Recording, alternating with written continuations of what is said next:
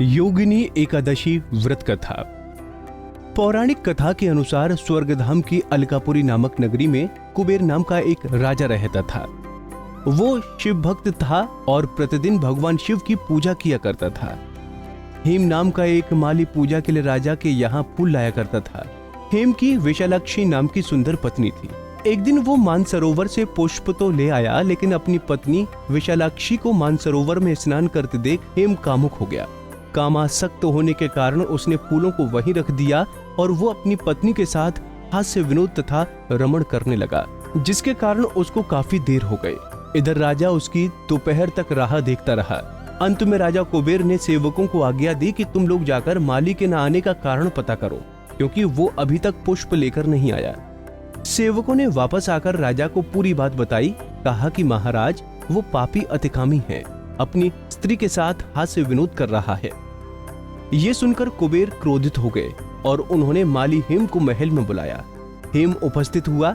राजा कुबेर ने क्रोध में आकर कहा, तूने मेरे परम पूजनीय देवों के देव महादेव शिव का अनादर किया है, इसीलिए मैं तुम्हें श्राप देता हूँ कि तुम जीवन भर स्त्री के वियोग के लिए तड़पोगे और मृत्युलोक में जाकर कुष्ठ जीवन व्यतीत करोगे। राजा कुबेर के श्राप से हेम माली का स्वर्ग से पतन हो गया और वो उसी क्षण पृथ्वी पर आ गिरा।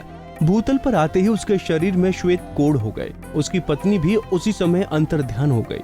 मृत्युलोक में जाकर माली के ऊपर दुखों का पहाड़ टूट गया। वो जंगल में बिना अन्न और जल के भटकता रहा।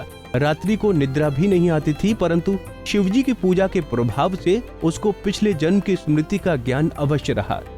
घूमते घूमते एक दिन वो हिमालय पर्वत की ओर चलते हुए मार्कंडेय ऋषि के आश्रम में पहुंच गया, जो ब्रह्मा से भी अधिक वृद्ध थे और जिनका आश्रम ब्रह्मा की सभा के सामने लगता था।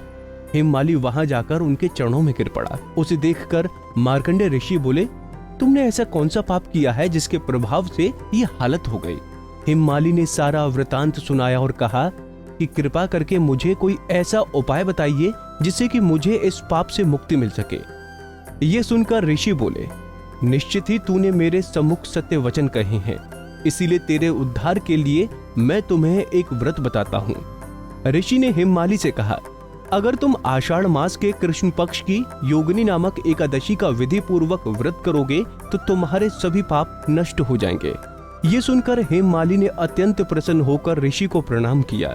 हेममाली ने ऋषि के कहे अनुसार विधि पूर्वक योगिनी एकादशी का व्रत किया। इस व्रत के प्रभाव से वो अपने पुराने स्वरूप में आकर अपनी स्त्री के साथ सुख पूर्वक रहने लगा। मान्यता है कि योगिनी एकादशी की कथा सुनने मात्र से ही मनुष्य को 88,000 ब्राह्मणों को भोजन कराने के बराबर पुण्य की प्राप्ति होती है। इसी तरह की और भी जानकारी लेने के लिए हमारे चैनल को सब्सक्राइब करें और नई वीडियो की नोटिफिकेशन के लिए बेल आइकॉन दबाएं। अगर आप ये वीडियो फेसबुक पर देख रहे हैं तो वीडियो को लाइक और शेयर करें। साथ ही अपनी राय कमेंट बॉक्स में जरूर बताएं। धन्यवाद।